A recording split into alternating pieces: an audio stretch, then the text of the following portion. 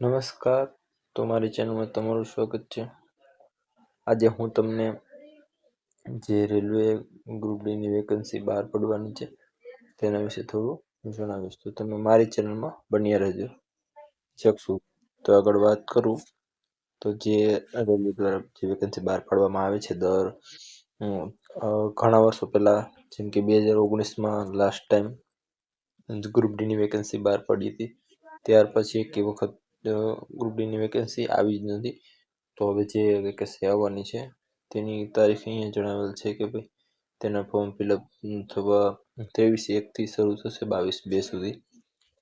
તો આપણે હજી સુધી ડિટેલ તો નોટિફિકેશન નથી આવ્યું, પણ આપણે અહીંયા એક અંદાજ મુજબ લઈ શકીએ કે આવું કંઈક એનો અગાઉથીની રૂપરચના હશે. તો તેમની તમને ડિટેલથી જણાવું. તો ગ્રુપ ડીની વાત કરીએ તો ડિટેલમાં તો સૌપ્રથમ હજી સુધી ડિટેલ નોટિફિકેશન નથી આવ્યું, પણ જે નોટિફિકેશન આવ્યું છે તે આપણી સામે છે. તો અહીંયા એવું જણાવવામાં આવ્યું છે કે ગ્રુપ ડીની અંદાજિત 32,000 જગ્યા હશે. 32,000 જગ્યાઓ પર ગ્રુપ ડીની વેકન્સી બહાર પડવાની છે. હજી એ પણ એક સવાલ છે કે 10 પાસ ઉપર આવશે કે આઈટીઆઈ ઉપર આવશે. આઈટીઆઈ ઉપર એ હજી સુધી ડિક્લેર થયું નથી. મતલબ કે આપણે કહી શકીએ કે નોટિફિકેશન હજી અનુમાનિત છે અને 32,000 વેકન્સી કરતાં પણ વધારે વેકન્સી આવવાની શક્યતા છે, કારણ કે 32,000 આંકડો ઘણો નાનો કહેવાય. 4-5 વર્ષ થયા ગ્રુપ ડીની વેકન્સી આવી એને, તો અંદાજે 60,000 પ્લસ વેકન્સી હોવી જોઈએ, જે એક અંદાજ મુજબ કહી શકાય. તો તેને ધ્યાનમાં લઈને હજી સુધી ઘણા બધા વિસંગતતાઓ ચાલી રહી. તો તે વિસંગતતાને લઈને ડિટેલ નોટિફિકેશન હજી બહાર પડ્યું નથી, પણ ટૂંક જ સમયમાં બહાર પડશે. તો આપણે એક ભરતી અંદાજિત ફોર્મ ભરવાની તારીખ ડિક્લેર થઈ ચૂકી છે કે ભાઈ 23/1થી 22/2 સુધી ફોર્મ ભરાશે. તો ગ્રુપ ડીમાં પે સ્કેલની વાત કરું તો 18,000 હોય છે. 18થી 36 સુધીના લોકો અપ્લાય કરી શકશે. અહીંયા 32,000 લખેલું છે, પણ 32,000 નહીં, અંદાજે 60,000 પ્લસ વેકેન્સી મે બી આવી શકે. ડિટેલ નોટિફિકેશન આવ્યા બાદ આપણને અંદાજ આવશે. હવે એસસી એસટી ઓબીસીની ફીઝની વાત કરું તો ઈડબ્લ્યુએસ અને ઓબીસીના અહીંયા જે કહેવાય ને કે 250 રૂપિયા લખેલા છે માઇનોરિટીના, અને ઓપનવાળા છે 500 રૂપિયા. હવે એવું હોય છે દરેક વખતે કે ઓબીસી ઈડબ્લ્યુએસના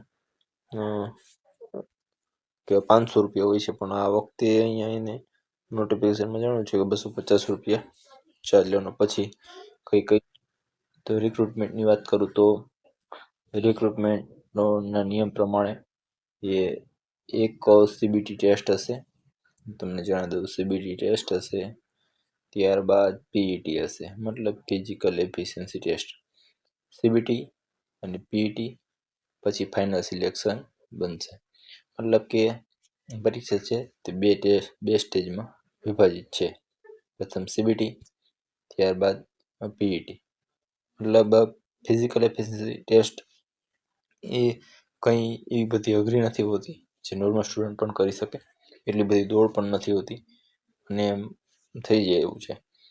અને બીજી વાત કરું તો આ એક્ઝામ જે રેલવેની છે, રેલવે એક્ઝામની વાત કરું તો ગ્રુપ ડીની એક્ઝામ કોઈ પણ રેલવે એક્ઝામ હવે એક અંદાજ મુજબ નક્કી થઈ ગયું છે. સેન્ટ્રલ ગવર્મેન્ટની બધી જ ભરતીમાં જે લોકલ લેંગ્વેજ હોય છે તેમાં પ્રશ્નપત્ર આવે છે. મતલબ કે તમે કોઈ પણ એક્ઝામ આપશો તો તે હવે લોકલ લેંગ્વેજમાં હશે. તમે ગુજરાતથી એપ્લાય કરશો તો ગુજરાતી, મહારાષ્ટ્રથી એપ્લાય કરશો તો મરાઠી, બીજા રાજ્યોમાંથી એપ્લાય કરશો તો તેની અંદાજ મુજબ હશે. તો એક હવે સરકારે એ પણ સારો નિયમ કરી નાખ્યો છે. મતલબ તમે ગ્રુપ ડીમાં ફોર્મ ભરશો તો તમે ગુજરાતી તમે સિલેક્ટ કરશો તો ગુજરાતીમાં પરીક્ષા આપી શકશો. બાકી એની જે વિગતો છે તે ફૂલ નોટિફિકેશન આવ્યા બાદ ખબર પડશે. તો અહીંયા એવું કંઈક આપેલું છે. અને બીજી વાત કરું તો સીબીટી ટેસ્ટ ઘણી વિશાળ હોય છે. મતલબ એક વર્ષ જેવો સમય લાગી શકે છે, કે વર્ષ દિવસ પછી પણ તમારી ગ્રુપ ડી ફોર્મ ભર્યા બાદ વર્ષ વહી જતું રહે. એટલા માટે કે તમે આની તૈયારી કરો, પરંતુ જોબ પણ છોડવી નહીં કે ભાઈ ગ્રુપ ડીની પરીક્ષા આવે છે તો જોબ છોડી દે. ના, એવું નથી કરવાનું, કારણ કે વર્ષ દિવસ જેવો સમય લાગશે, કારણ કે જગ્યાઓ 60,000 હોય છે, 50,000 હોય છે, અને ફોર્મો મે બી 40-50 લાખ આસપાસ, 60 લાખ આસપાસ ભરાય છે. તેને ધ્યાનમાં લઈને તમારે તૈયારી કરવાની રહેશે.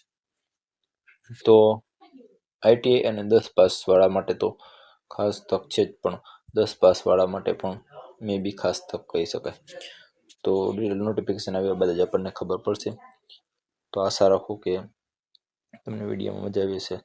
તો વિડીયોને લાઈક કરજો અને શેર અને સબસ્ક્રાઈબ કરજો, જેથી અમને મોટિવેશન મળે. Thank you for watching video.